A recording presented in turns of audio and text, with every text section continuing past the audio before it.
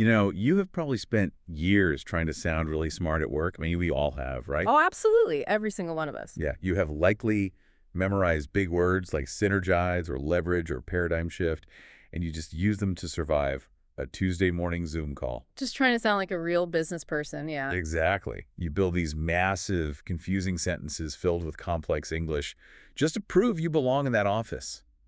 But what if the ultimate secret to workplace confidence isn't sounding smart at all? Wait, really? What is it then? What if the secret is just sounding simple? Mm. Welcome to the Deep Dive. Today, we are looking at the amazing power of simplicity in professional communication. This is such a great topic for anyone working today. It really is. We are exploring a framework that was originally made for language learners. It is a guide focused on navigating professional English through the conversations of two fake colleagues, Aman and Ria. Right, just a basic learning guide. Exactly. But what starts as a basic guide actually shows us something huge. It shows us the crazy, jargon-filled way that native speakers and senior professionals talk. We make things so much harder than they need to be. We really do. So our mission today is to bypass those corporate buzzwords. We are going to unpack how mastering short, clear sentences is the true shortcut to workplace confidence. It is a complete change from how most of us are trained to think about surviving in an office. How so? Well, we spend so much time at work trying to add layers to our talking. We think that using complex words means we are doing a good job. Yeah, like big words equal big salary, right? Exactly. We are terrified of being caught. We are scared someone will realize we are just normal people doing a normal job. So we build these huge word walls to hide behind. That makes so much sense. We hide behind the words. But when you strip all of that away, like this guide makes us do, you just look at basic human connection. You realize that clear, simple language is not a sign of a weak mind. It is actually the ultimate display of confidence. Okay, let's unpack this. Why do we default to the complexity? That is a big question. Yeah, I mean, why do humans tend to overcomplicate workplace talk? Especially when the guide clearly says straightforward language works best. Nobody actively enjoys listening to someone talk for 10 minutes about optimizing vertical integration. Nobody understands it either. Right. So why does everyone do it? It is really rooted in a deep fear about our job identity and also something called trying to fit in with the cool group. Oh, like high school? Exactly like high school. When we enter an office, we feel this huge hidden pressure to prove why we are there. We want to prove we deserve our salary. Right. You want the boss to notice you. Yes. So the brain thinks if my language sounds very complex, then my work must be very complex, and therefore the company cannot fire me. We use hard words as a shield. A shield. I like that. Yeah, if I use a big 5-syllable word instead of a short word, I am signaling to you that I am smarter or more special than you. Wow. So it is essentially a costume. Like we are all showing up to the office wearing these heavy, tight suits of armor made out of big words, and we just hope the armor makes us look bigger and stronger than we actually are. Precisely. That is a perfect way to look at it. And what happens when you wear heavy armor? You cannot move. You get stuck. You lose your mobility, right? This framework brilliantly points out that this complexity creates an immediate wall. It does not help people understand you. It actually makes their brain tired. Because they have to translate it. Yes. When you use heavy office jargon, the person listening has to actively translate your words in their head. They are burning energy just trying to decode your sentence. So they're not even listening to your actual idea. Exactly. Straightforward language, on the other hand, is brave. It requires you to state plainly what you do. You have to trust that your hard work speaks for itself without needing that heavy suit of armor. But, dropping the armor requires a foundation. Yes, it does. Before we can talk about work culture, we first have to look at the concrete foundation of any professional talk. The introduction. The hardest part for a lot of people. Right. How do you even begin the conversation about what you do? The guide provides these incredibly simple phrases for starting a conversation. It suggests saying, I work in an office, or I work from home. Very simple. And then it moves to defining roles. Phrases like, I work as a manager, I work in a company, I handle customer support, and I work in the IT field. Those are great examples. Yeah, I want to push back on this right away. Oh, go ahead. If I am at a big office party or meeting a new senior director, aren't these phrases a little too simple? Don't I risk sounding completely boring if I just walk up and say, I work in an office and I handle customer support. Well, it is a very natural fear. We all want to impress people. But let's analyze what actually happens in the listener's brain when you use those simple sentences. Okay, tell me. What is fascinating here is how these phrases establish immediate clarity. When you say, I work in an office, or I work from home, you are immediately giving the listener a physical picture. A picture of where I am. Exactly. You are removing all the confusion. There is zero mental load required for the listener to understand your daily reality. So you are saying that by removing the heavy thinking early on, you are actually doing the listener a favor. You are doing them a massive favor. You are clearing the path so the real conversation can start. Think about the opposite. The opposite being the big jargon. Yeah. People will walk up to a new colleague and say, I am currently deployed in a hybrid, agile paradigm facilitating client synergies. Oh my goodness, that hurts my head just hearing it. Right. The listener's brain instantly stops. They will smile and nod at you, but inside they are completely confused. They're trying to figure out, wait, is this guy a software engineer or a salesman? They have no idea. But by starting with, I work in an office, you give their brain a rest. You provide that concrete foundation. I really like that analogy. It is exactly like building a house. These simple I work statements are the concrete foundation. The concrete is flat, it is gray, and it isn't very beautiful. But you need it. You absolutely need it. You cannot build a complex relationship or a big project without that flat, stable surface.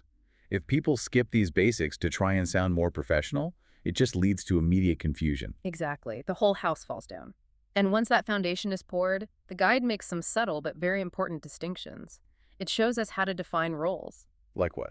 Look at the difference between the phrase, I handle customer support, and the phrase, I work in the IT field. Let's break that down. Yeah. Because to me, one sounds like a specific job and the other sounds like a very big category. They are very different, and knowing when to use which phrase is where your real communication power is. Okay, how so? Well, I handle customer support is a task-based role. The word handle is active. It is specific. It tells the listener exactly what you do every day. You talk to customers, you solve human problems. Right, it's very action-oriented. Yes.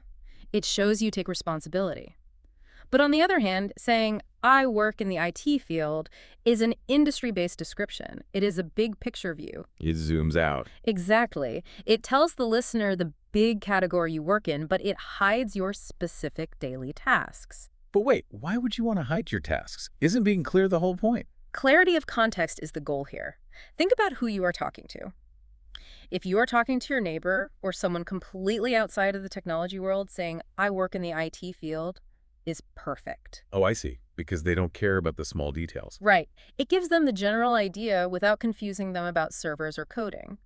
But if you are talking to a project manager inside your own office, saying, I work in the IT field is useless to them. Because they already know that. They need to know what you actually do. Exactly. They need the task-based phrase. The brilliance of this simple guide is that it gives you the option to choose.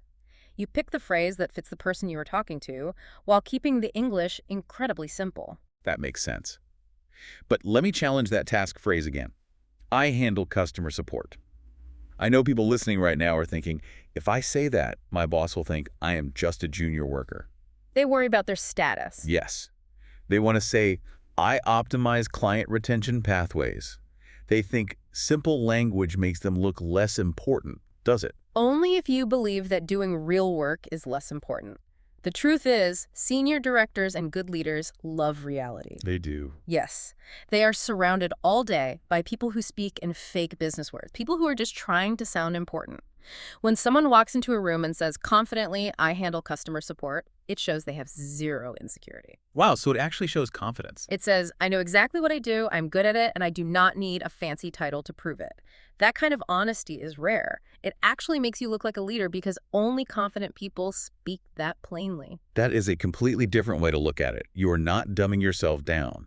You are refusing to play the fake smart game. Exactly. You secure the relationship by just being clear. So we have poured the concrete. We have our simple introductions. We know what we do.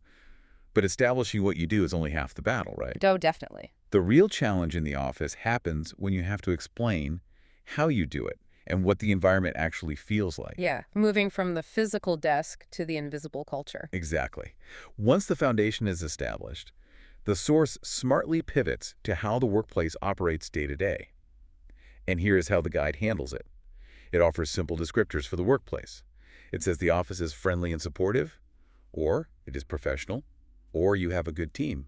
Beautifully simple words. And then it breaks down the daily routine into 3 very basic buckets. I attend meetings, I complete my tasks, and I work on projects. It is extremely efficient, just straight to the point. Let's focus on the office environment first. Friendly and supportive, professional, good team. In a world where HR departments write 50-page emails about company culture, why do these basic words work so well? What is so effective here is that these words use feelings that everyone in the world understands. The guide completely ignores HR buzzwords. No synergistic ecosystems here. Exactly.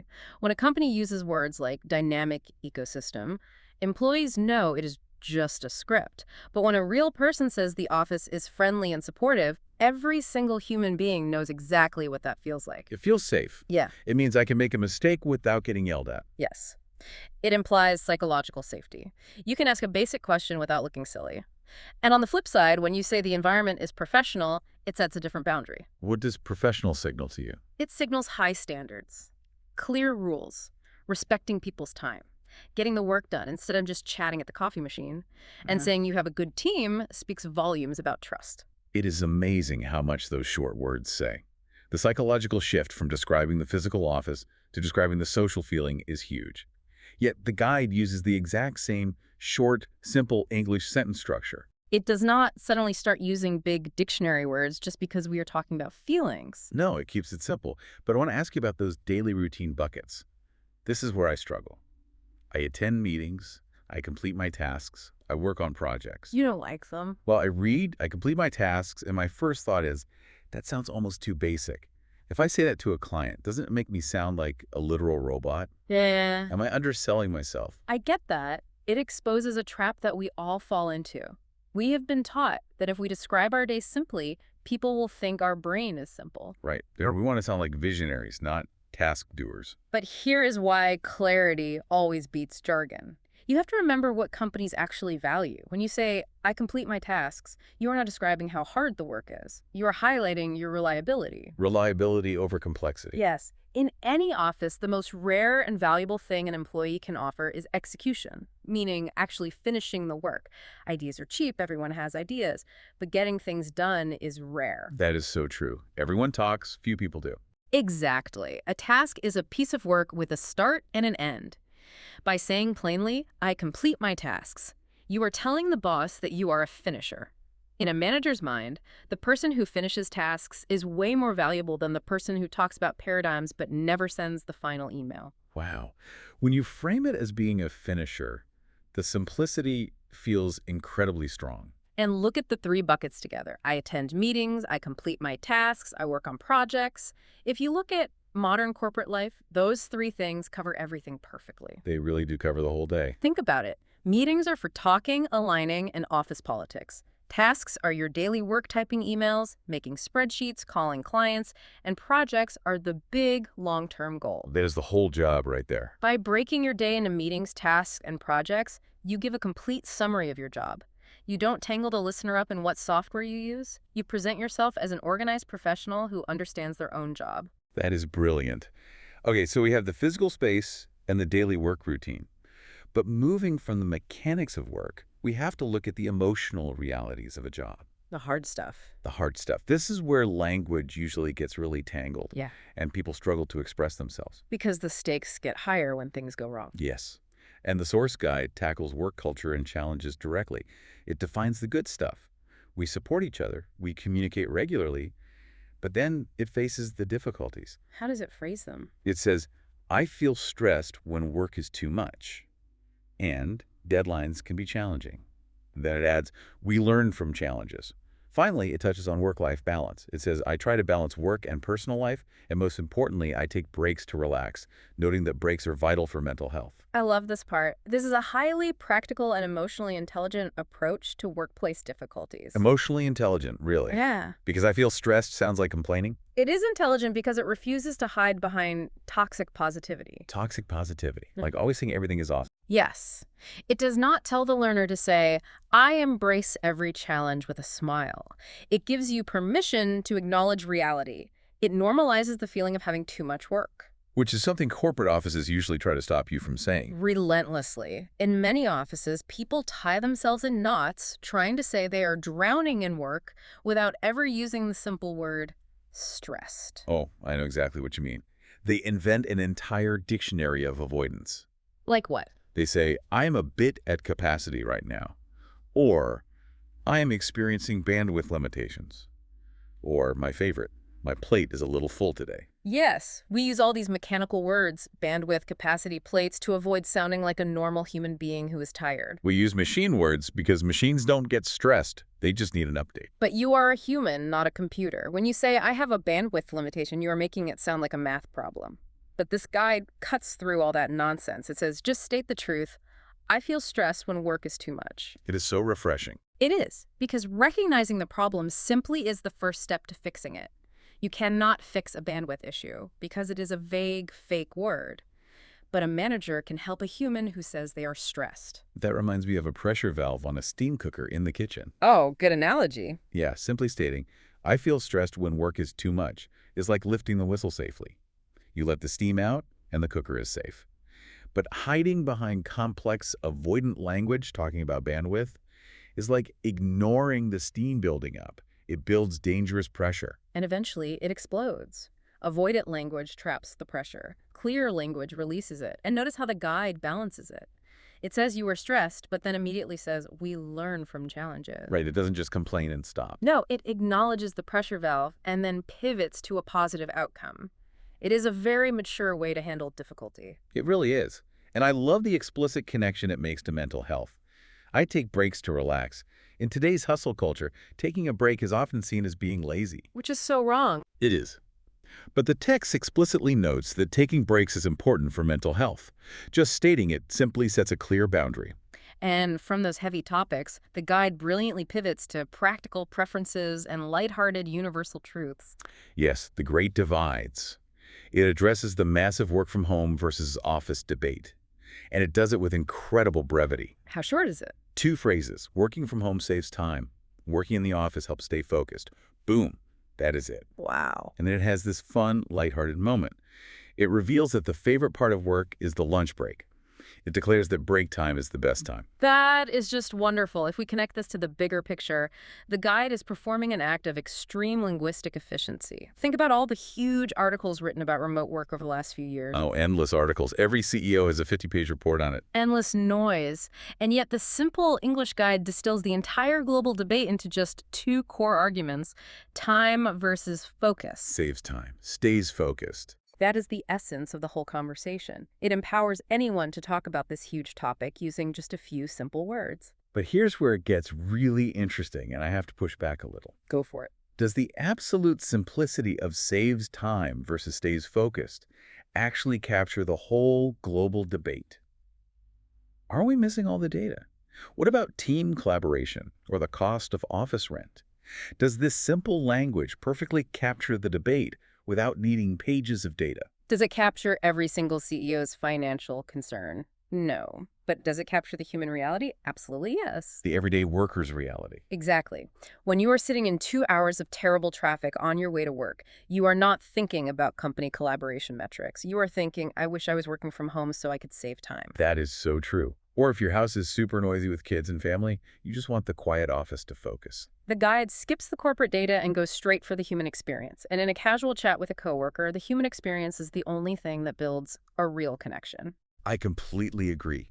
If I am drinking a cup of tea in the office break room and I ask you why you came in today, if you start quoting data charts, I am going to walk away.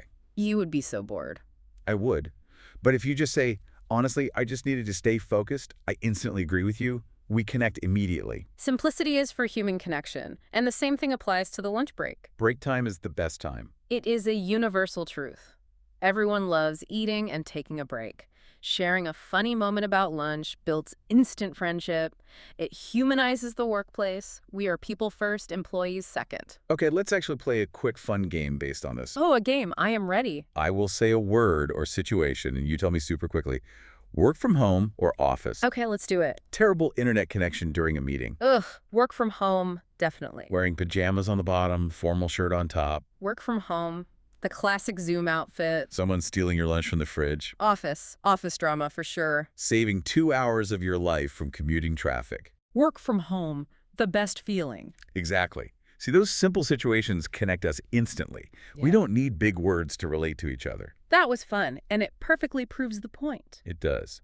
Bringing all these phrases, challenges, and debates together, the discussion moves to the ultimate philosophy of this guide. The final goal. Yes. The source concludes with several core rules. It says, practice makes you confident. It says, talking about work improves your English. But the absolute core thesis, the thing that really amazed me, is this. You don't need perfect English, just confidence. That is such a powerful statement. It really is. It tells the listener that communication in real situations is the end goal. It really elevates this from just a basic English guide into a manifesto for workplace confidence. A manifesto for confidence. I love that. What the guide is saying is that perfection, trying to be 100% flawless, is actually a barrier to connection. When we obsess over perfect grammar or using the most impressive vocabulary, our focus turns completely inward. We get stuck in our own heads. Exactly. We're just monitoring ourselves. We worry. Did I sound smart? Will they judge me? And when you are in your own head, you stop listening to the other person. You are just performing for them. You are not connecting. Right. But when you prioritize confidence, you shift your focus outward. You start worrying about your grammar and you start focusing on whether your idea is understood. Your value comes from being clear and real, not from perfect syntax. Perfection is a barrier. If you are terrified of making a mistake, you just will not speak up in the meeting. And if you are silent, you cannot help the team. I want to compare this to driving a car. Oh, a driving analogy. Let's hear it. Think about the engine of a car. It has a million complex moving parts. Wires, fuel injectors, the transmission. Very complicated. To drive to the local market to buy groceries, do you need to be a master mechanic who understands every single wire in the engine? No, of course not. You just need to know how to steer. Exactly. The mechanic's knowledge is like perfect English or complex jargon. It is nice if you are an expert, but it is not required for the journey. To get to the market, you just need to steer, use the brake, and use the gas. And you need the confidence to get out on the road. Yes. Yes? You need the confidence to get behind the wheel. Communicating in real situations is just like driving to the market. So what does this all mean for us? Why does this simple confidence always outshine flawless grammar? It means we have to accept that talking at work is a tool, not a stage performance. The goal is getting an idea from your brain into your colleague's brain as easily as possible. With the least amount of friction. Exactly. Flawless grammar and big words create friction. Simple, confident communication eliminates it. It respects the listener's time. It shows you truly understand your job because you can explain it simply. Right. If you cannot explain it simply, you don't really understand it. So we have traced this amazing journey today. We went from the concrete foundation of simple introductions, I work in an office. We saw how that clears the runway. Yes, and then we moved through the honest communication of stress and challenges, releasing the pressure valve by just saying, I feel stressed. Instead of saying we have bandwidth issues. Exactly. And finally, we reached the ultimate realization that confidence truly trumps perfection. Connection over performance. Exactly. So, to you, our listener, I want to say this. Whether you are a native English speaker, tired of corporate jargon, or whether you are learning English and trying to find your confidence, Strip away the complex words. rely on clear, confident, simple communication. It will instantly improve your daily work life, it will lower your anxiety, and build real human connections. It is the best change you can make. But before we go, my expert friend here has a final, lingering question for you to ponder, something to really think about on your own. Yes, think about this. If perfect communication isn't the actual goal of a workplace conversation, how much of our daily corporate jargon is actually just a mask for insecurity? What would happen if you went into work tomorrow and forced yourself to only use simple, short sentences? How much more confident would you feel? Dropping the armor. It sounds scary, but it might be the best thing for your career. Think about it. Thank you so much for joining us on this deep dive. We had a great time talking with you. We will be back soon to unpack another amazing topic. Until then, keep it simple and stay confident.